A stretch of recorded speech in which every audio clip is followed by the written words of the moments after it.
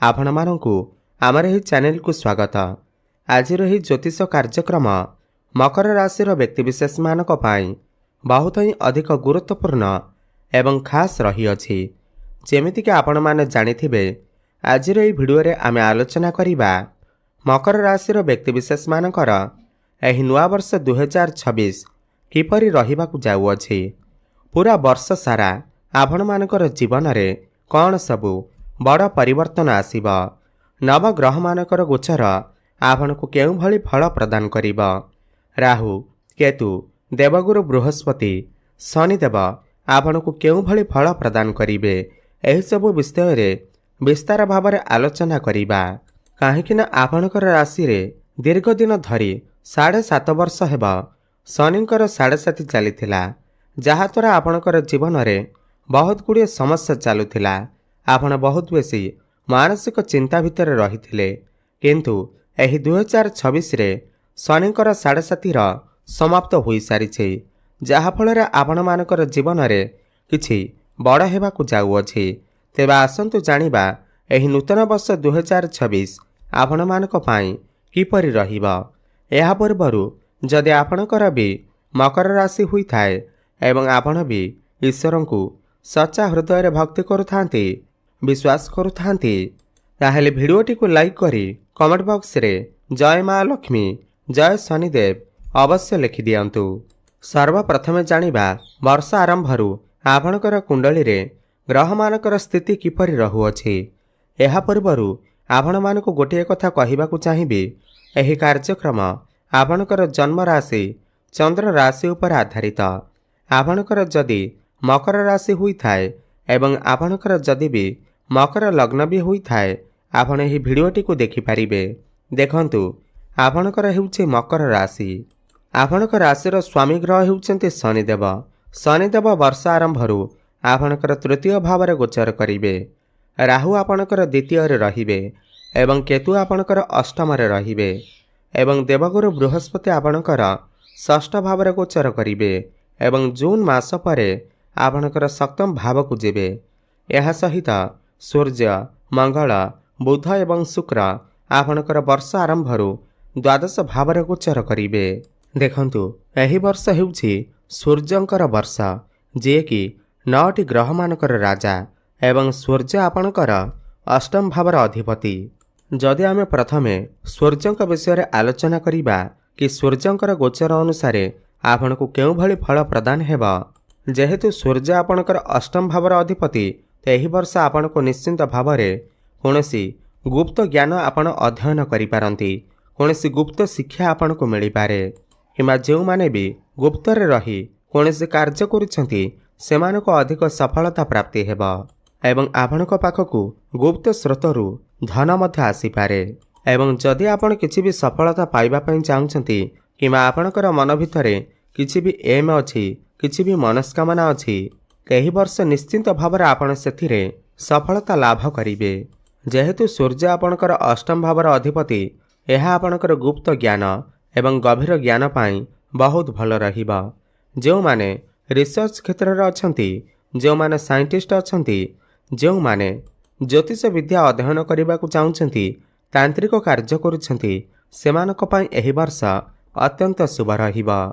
ଏହା ଛାତ୍ରଛାତ୍ରୀମାନଙ୍କ ପାଇଁ ମଧ୍ୟ ବହୁତ ଭଲ ରହିବ ଏବଂ ଆପଣଙ୍କର ଶ୍ୱଶୁର ଘର ପାଇଁ ମଧ୍ୟ ଏହି ସମୟ ବହୁତ ଭଲ ରହିବ। ଆପଣଙ୍କୁ ଶ୍ୱଶୁର ଘର ପକ୍ଷରୁ କିଛି ସାହାଯ୍ୟ ମିଳିପାରେ। ଶ୍ୱଶୁର ଘର ପକ୍ଷରୁ ଆପଣଙ୍କୁ କିଛି ଖୁସି ଖବର ମଧ୍ୟ ମିଳିପାରେ। ଆପଣଙ୍କୁ ପୌତ୍ରିକ ସମ୍ପତ୍ତିରୁ କିଛି ଲାଭ ମଧ୍ୟ ମିଳିପାରେ କିମ୍ବା ଆପଣଙ୍କୁ କୌଣସି ସ୍ଥାନରୁ କିଛି ଧନ ମଧ୍ୟ ପ୍ରାପ୍ତି ହୋଇପାରେ, ଯାହା ବହୁତ ଦିନ ଧରି ବିଚାରାଧୀନ ଅବସ୍ଥାରେ ଥିଲା। ଏହି ବର୍ଷ ଆପଣଙ୍କର କିଛି ପ୍ରପର୍ଟି ମଧ୍ୟ ସେଲ୍ ହୋଇପାରେ, ଯାହାଦ୍ୱାରା ଆପଣଙ୍କୁ ମୋଟା ଅଙ୍କର ପଇସା ମଧ୍ୟ ମିଳିପାରେ।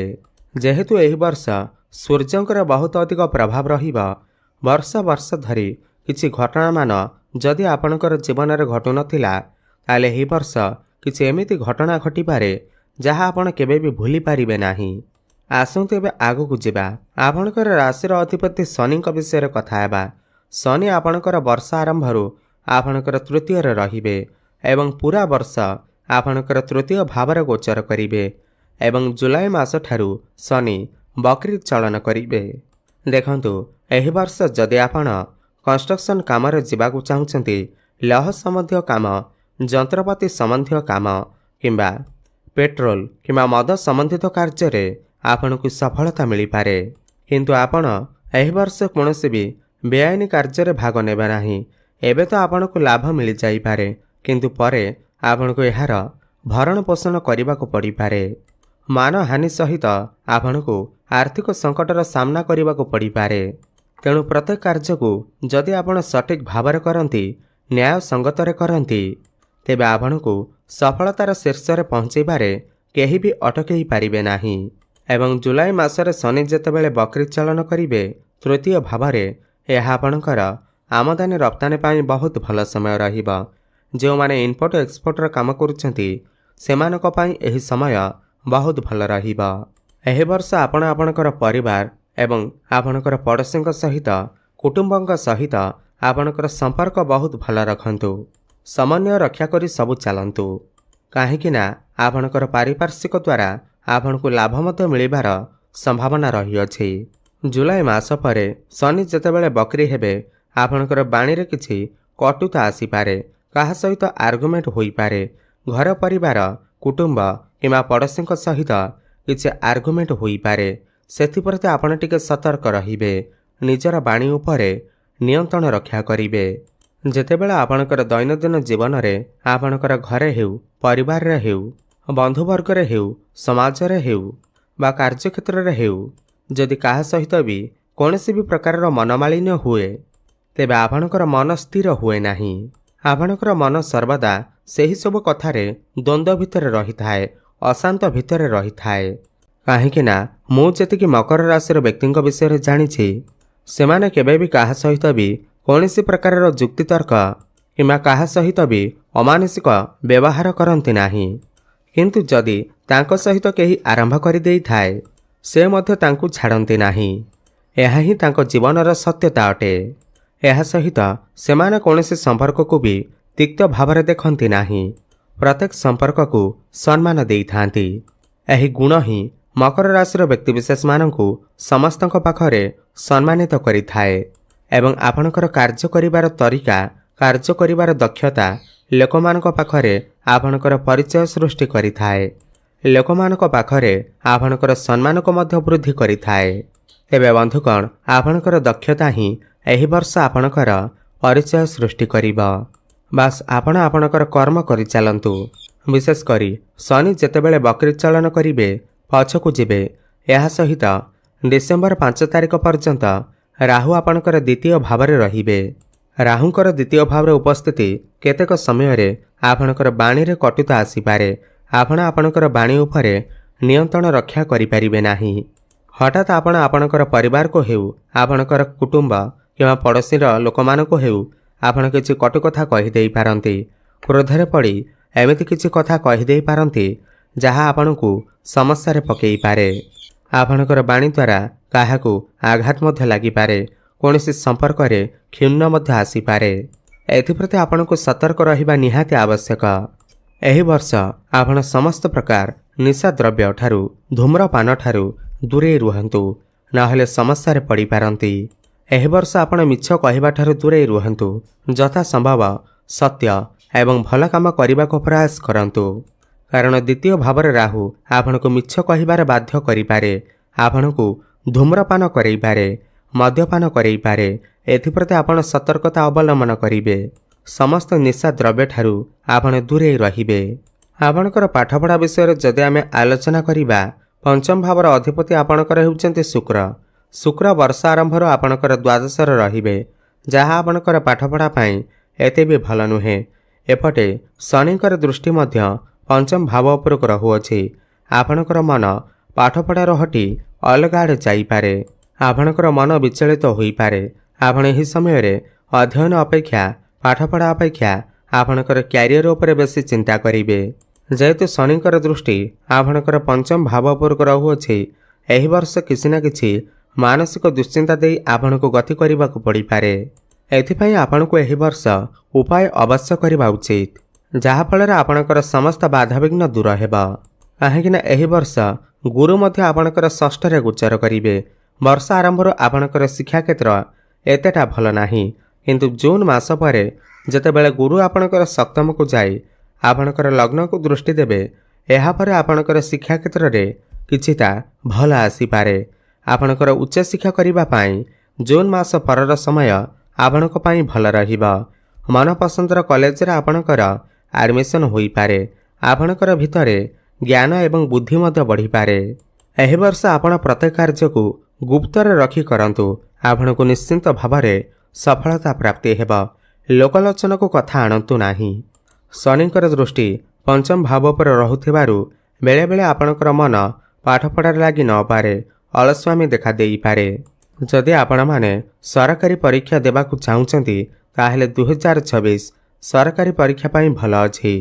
ଜାନୁଆରୀ 14 ପରେ ଆପଣଙ୍କର ସରକାରୀ ପରୀକ୍ଷା ପାଇଁ ବହୁତ ଭଲ ସମୟ ରହିବ। ସୂର୍ଯ୍ୟ ଯେତେବେଳେ ଆପଣଙ୍କର ପ୍ରଥମ ଭାବକୁ ଆସିବେ, ଏହି ସମୟରେ ଆପଣଙ୍କୁ ସମ୍ମାନିତ କରାଯାଇପାରେ। ସମାଜରେ ଲୋକପ୍ରିୟତା, ମାନ ସମ୍ମାନ ବଢ଼ିବ। ସମସ୍ତ କମ୍ପିଟେଟିଭ୍ ଏକ୍ଜାମରେ ଆପଣଙ୍କୁ ସଫଳତା ପ୍ରାପ୍ତି ହେବ। ସରକାରୀ ସ୍ତରରୁ ଆପଣଙ୍କୁ କିଛି ଲାଭ ମଧ୍ୟ ପ୍ରାପ୍ତି ହୋଇପାରେ। ଫେବୃଆରୀ ମାସ ପରେ ଆପଣଙ୍କୁ ଆର୍ଥିକ ଲାଭ ମଧ୍ୟ ମିଳିପାରେ। ଆପଣଙ୍କର ଯାହା ବି ଆର୍ଥିକ ସମସ୍ୟା ରହିଥିବ, ତାହା ଧୀରେ ଧୀରେ ଦୂର ହୋଇପାରେ। ଆପଣଙ୍କୁ ଆକସ୍ମିକ ଧନ ମଧ୍ୟ ପ୍ରାପ୍ତି ହୋଇପାରେ। ଫାଇନାନ୍ସିଆଲ ଗ୍ରୋଥ ହେବେ, କାହିଁକିନା ସୂର୍ଯ୍ୟ ଆପଣଙ୍କର ଦ୍ୱିତୀୟ ଭାବରେ ଗୋଚର କରିବେ, ଧନର ଭାବରେ ଗୋଚର କରିବେ। ଏହି ବର୍ଷ ଆପଣଙ୍କର ପ୍ରେମ ଜୀବନରେ ମଧ୍ୟ ଟିକେ ସମସ୍ୟା ଦେଖା ଦେଇପାରେ। ବ୍ରେକଅପ୍ ହେବାର ମଧ୍ୟ ସମ୍ଭାବନା ଅଛି, କାହିଁକିନା ଶନିଙ୍କର ଦୃଷ୍ଟି ପଞ୍ଚମ ଭାବ ଉପରକୁ ରହୁଥିବାରୁ ଆପଣଙ୍କ ଭିତରେ ଟିକେ ଆର୍ଗୁମେଣ୍ଟ, ତାଳମେଳର ଅଭାବ ଦେଖା ଦେଇପାରେ। ପ୍ରେମ ତ ଆପଣଙ୍କୁ ମିଳିବ, ଭଲ ପାଇବା ତ ମିଳିବ, କିନ୍ତୁ ହଠାତ୍ ଆପଣଙ୍କର ସମ୍ପର୍କରେ ଫାଟ ସୃଷ୍ଟି ହୋଇପାରେ। ଆପଣଙ୍କର ଲାଇଫ୍ ପାର୍ଟନରଙ୍କ ଭିତରେ କିଛି ଜିଦ୍ଦିପଣ ଦେଖା ଦେଇପାରେ। କୌଣସି ତୃତୀୟ ବ୍ୟକ୍ତି ଆପଣଙ୍କ ଭିତରେ ପଶିପାରେ। ଏଥିପ୍ରତି ଆପଣ ଟିକେ ସତର୍କତା ଅବଲମ୍ବନ କରିବେ। ଆପଣଙ୍କର ମନ ଭିତରେ ଡାଉଟ୍ ମଧ୍ୟ ଆସିପାରେ, ଯାହାଫଳରେ ପ୍ରେମ ଜୀବନରେ ସମସ୍ୟା ଦେଖା ଦେଇପାରେ। କିନ୍ତୁ ଜାନୁଆରୀ ମାସ, ଏପ୍ରିଲ ମାସ, ଏହା 2ଟି ମାସ ଆପଣଙ୍କର ପ୍ରେମ ଜୀବନ ପାଇଁ ବହୁତ ଭଲ ରହିବ। ଏହା ସହିତ ଅଗଷ୍ଟ ମାସ ପରେ ଆପଣଙ୍କର ପ୍ରେମ ଜୀବନରେ ସାମାନ୍ୟ ସୁଧାର ଆସିବ। ଏବେ କଥା ହେବା ଆପଣଙ୍କର ଭାଗ୍ୟ, କ୍ୟାରିୟର ଏବଂ ବେପାର ବାଣିଜ୍ୟ କିପରି ରହିବ। ଭାଗ୍ୟ ବିଷୟରେ କଥା ହେଲେ, ଭାଗ୍ୟର କଥା ହେବା ଯଦି ଆପଣମାନଙ୍କୁ ସମସ୍ତ କ୍ଷେତ୍ରରେ ଭାଗ୍ୟର ସାଥ ମିଳିବା ନିହାତି ଆବଶ୍ୟକ ହୋଇଥାଏ।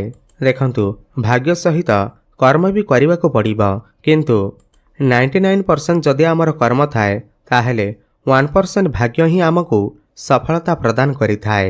ସେଥିପାଇଁ ଆମକୁ ଭାଗ୍ୟ ଉପରେ ବିଶ୍ୱାସ କରିବା ନିହାତି ଆବଶ୍ୟକ ଅଟେ। ସମସ୍ତ ବିଶ୍ୱରେ କର୍ମ କରିବା ଆବଶ୍ୟକ, ଏହା ହିଁ ସତ୍ୟ ଅଟେ, କିନ୍ତୁ କର୍ମ କରିବା ପାଇଁ ଆଗ୍ରହ ଯେଉଁ ଯୋଗାଇଥାଏ, ତାହା ହିଁ ଭାଗ୍ୟ ଅଟେ। ଭାଗ୍ୟ ହିଁ ଆମକୁ ବହୁତ ଶକ୍ତି ପ୍ରଦାନ କରିଥାଏ, ଆମର ମାନସିକ ସ୍ତରରେ ଏବଂ ଶାରୀରିକ ସ୍ତରରେ। ଆପଣଙ୍କର ଭାଗ୍ୟ କେତେ ଶକ୍ତିଶାଳୀ। ଲୋକମାନେ କାମ କରି ଜୀବନ ବିତାଉଛନ୍ତି, କିନ୍ତୁ କାହାର ଭାଗ୍ୟ କେମିତି? ଯେଉଁମାନଙ୍କର ଭାଗ୍ୟ ଦୃଢ଼ ଅଛି, ସେମାନେ ଜୀବନରେ ବହୁତ ଅଧିକ ଆଗକୁ ବଢ଼ି ଚାଲୁଛନ୍ତି। ତେବେ ଆପଣଙ୍କର କୁଣ୍ଡଳୀରେ ଆପଣଙ୍କର ଭାଗ୍ୟ କେତେ ଭଲ, ତାହା ହିଁ ସବୁଠାରୁ ଅଧିକ ଗୁରୁତ୍ୱପୂର୍ଣ୍ଣ ଅଟେ। ଦେଖନ୍ତୁ, ଏହି ବର୍ଷ ଜୁନ୍ ମାସ ପରେ ବୃହସ୍ପତି ଆପଣଙ୍କର ସପ୍ତମ ଭାବକୁ ଚଳନ କରିବେ, ଯିଏକି ଭାଗ୍ୟର କାରକ ଗ୍ରହ। ତ ଜୁନ୍ ମାସ ପରେ ଆପଣଙ୍କର ଭାଗ୍ୟ ଏହି ବର୍ଷ ବହୁତ ହିଁ ଅଧିକ ଭଲ ରହିବ। ଜୁନ୍ 2 ତାରିଖ ପରେ ଭାଗ୍ୟ ଆପଣଙ୍କୁ ସମର୍ଥନ କରିବ। ସମସ୍ତ କ୍ଷେତ୍ରରେ ଆପଣଙ୍କୁ ସଫଳତା ପ୍ରାପ୍ତି ହେବ। କମ୍ ପରିଶ୍ରମରେ ଆପଣଙ୍କୁ ବହୁତ ଅଧିକ ସଫଳତା ପ୍ରାପ୍ତି ହେବ। ଆପଣଙ୍କର ଅଟକି ରହିଯାଇଥିବା ସମସ୍ତ କାର୍ଯ୍ୟ ପୁଣି ଥରେ ଚାଲୁ ହେବାକୁ ଲାଗିବ। ଏହି ସମୟରେ ଆପଣଙ୍କର ମନ ଧର୍ମ ଆଡ଼କୁ ଯାଇପାରେ। ଆପଣ କୌଣସି ବିଦେଶ ଯାତ୍ରା କରିପାରନ୍ତି, ଧାର୍ମିକ ସ୍ଥାନକୁ ଯାତ୍ରା କରିପାରନ୍ତି ଏବଂ ଆପଣଙ୍କର କ୍ୟାରିୟର କ୍ଷେତ୍ରରେ ମଧ୍ୟ କିଛି ବଡ଼ ପରିବର୍ତ୍ତନ ଆସିପାରେ। ଆକସ୍ମିକ ପରିବର୍ତ୍ତନ ଆସିପାରେ।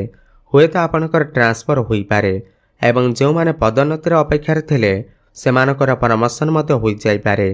ସବୁଠାରୁ ବଡ଼ କଥା ଏହା ଅଟେ କି, ଯେଉଁମାନେ ଚାକିରିର ଅପେକ୍ଷାରେ ଥିଲେ, ଦୀର୍ଘଦିନ ଧରି ବେରୋଜଗାରୀ ଥିଲେ, ସେମାନଙ୍କୁ ଏହି ବର୍ଷ ନୂତନ କର୍ମ ମିଳିବାର ଯଥେଷ୍ଟ ଅଧିକ ସମ୍ଭାବନା ରହିଅଛି। ଯେଉଁମାନେ ଇଞ୍ଜିନିୟର ଅଛନ୍ତି, IT ସେକ୍ଟରରେ ଅଛନ୍ତି, ଟେକ୍ନିକାଲ ଫିଲ୍ଡରେ ଅଛନ୍ତି, ପରିବହନ ବିଭାଗରେ ଅଛନ୍ତି, ସେମାନଙ୍କ ପାଇଁ ଏହି ବର୍ଷ ଅତ୍ୟନ୍ତ ଶୁଭ ରହିବ। ଯେଉଁମାନେ କନଷ୍ଟ୍ରକ୍ସନର କାମ କରୁଛନ୍ତି, ଇମ୍ପୋର୍ଟ ଏକ୍ସପୋର୍ଟର କାମ କରୁଛନ୍ତି, ଲୌହ ସମ୍ବନ୍ଧିତ କିଛି କାର୍ଯ୍ୟ କରୁଛନ୍ତି, ସେମାନଙ୍କ ପାଇଁ ମଧ୍ୟ ଏହି ବର୍ଷ ବହୁତ ଶୁଭ ରହିବ। ଏହି ବର୍ଷ ଆପଣଙ୍କ ବୈଦେଶିକ କାର୍ଯ୍ୟଗତିରେ ସଫଳତା ପ୍ରାପ୍ତି ହେବ। ଯେଉଁମାନେ ବିଦେଶ ଯାଇ କିଛି ଚାକିରି କରିବାକୁ ଚାହୁଁଛନ୍ତି, କିଛି ବ୍ୟାପାର ବାଣିଜ୍ୟ କରିବାକୁ ଚାହୁଁଛନ୍ତି, ସେମାନଙ୍କ ପାଇଁ ସମୟ ବହୁତ ଭଲ ରହିବ। ଶନି ଆପଣଙ୍କର ତୃତୀୟରେ ରହୁଥିବାରୁ ଏହି ବର୍ଷ ଆପଣ ବହୁତ ବେଶୀ ଭ୍ରମଣ କରିପାରନ୍ତି, ଛୋଟ ମୋଟ ଯାତ୍ରା ମଧ୍ୟ କରିପାରନ୍ତି ଏବଂ ଆପଣଙ୍କୁ ଟିକେ ଅଧିକ ପରିଶ୍ରମ ମଧ୍ୟ କରିବାକୁ ପଡ଼ିପାରେ। ଏବଂ ଯେଉଁମାନେ ବି ବ୍ୟାପାର ବାଣିଜ୍ୟ କରୁଛନ୍ତି, ଜୁନ୍ ମାସ ପରେ ଆପଣଙ୍କର ବ୍ୟାପାର ବାଣିଜ୍ୟ ବହୁତ ହିଁ ଅଧିକ ଭଲ ରହିବ। ଆପଣଙ୍କର ଇନକମ୍ରେ ଗ୍ରୋଥ୍ ଆସିବ। ଡେଲି ଇନକମ୍ ଆପଣଙ୍କର ବଢ଼ିବ। ଫାଇନାନ୍ସିଆଲ ଗ୍ରୋଥ୍ ହେବ। ଆପଣ କିଛି ନୂତନ ବ୍ୟାପାର ମଧ୍ୟ ଆରମ୍ଭ କରିବା ପାଇଁ ଭାବିପାରନ୍ତି ଏବଂ ବୈବାହିକ ଦାମ୍ପତ୍ୟ ଜୀବନ ମଧ୍ୟ ସୁଖମୟ ବ୍ୟତୀତ ହେବ। ଏବଂ ଯେଉଁ ନୂତନ ଦମ୍ପତିମାନେ ସନ୍ତାନର ଆଶାରେ ଥିଲେ, ସନ୍ତାନ ସୁଖରେ ବଞ୍ଚିତ ଥିଲେ, ତ ଜୁନ୍ ମାସ ପରେ ସନ୍ତାନ ପ୍ରାପ୍ତି ହେବାର ବହୁତ ଅଧିକ ସମ୍ଭାବନା ରହିଅଛି। ଆପଣ ଚେଷ୍ଟା ଜାରି ରଖନ୍ତୁ। ଏବଂ ଯେଉଁ ପିଲାମାନଙ୍କର ବିବାହ ବୟସ ହୋଇଯାଇଛି, ଯେଉଁମାନଙ୍କର ବିବାହ ହୋଇପାରୁନାହିଁ, ବିବାହ ପ୍ରସ୍ତାବ ଆସୁନାହିଁ, ତ ଜୁନ୍ 2 ତାରିଖ ପରେ ସେମାନଙ୍କର ଘରକୁ ବିବାହ ପ୍ରସ୍ତାବମାନ ଆସିପାରେ ଏବଂ ବିବାହ ମଧ୍ୟ ହୋଇପାରେ। ମୋଟାମୋଟି ଦେଖିବାକୁ ଗଲେ ଏହି 2026 ମସିହାରେ ମକର ରାଶିର ବ୍ୟକ୍ତିବିଶେଷମାନଙ୍କୁ ମାନ ସମ୍ମାନ, କର୍ମକ୍ଷେତ୍ରରେ ସଫଳତା, ଭାଗ୍ୟରେ ଉନ୍ନତି, ସମସ୍ତ କ୍ଷେତ୍ରରେ ସଫଳତା ପ୍ରାପ୍ତି ହେବ। କିନ୍ତୁ ଏହି ବର୍ଷ ଆପଣ ଆପଣଙ୍କର ବାଣୀ ଉପରେ ନିୟନ୍ତ୍ରଣ ରକ୍ଷା କରନ୍ତୁ। ପ୍ରେମ ଜୀବନ ଉପରେ ଏବଂ ଶିକ୍ଷା କ୍ଷେତ୍ର ଉପରେ ଟିକେ ବିଶେଷ ଧ୍ୟାନ ରଖନ୍ତୁ, ନହେଲେ ବାକି ସବୁଥିରେ ଆପଣଙ୍କୁ ସଫଳତା ପ୍ରାପ୍ତି ହେବ। ଉପାୟ ବିଷୟରେ ଯଦି ଆମେ କଥା ହେବା, ଏହି ବର୍ଷ ଆପଣ ପ୍ରତ୍ୟେକ ଦିନ ପ୍ରଭୁ ହନୁମାନ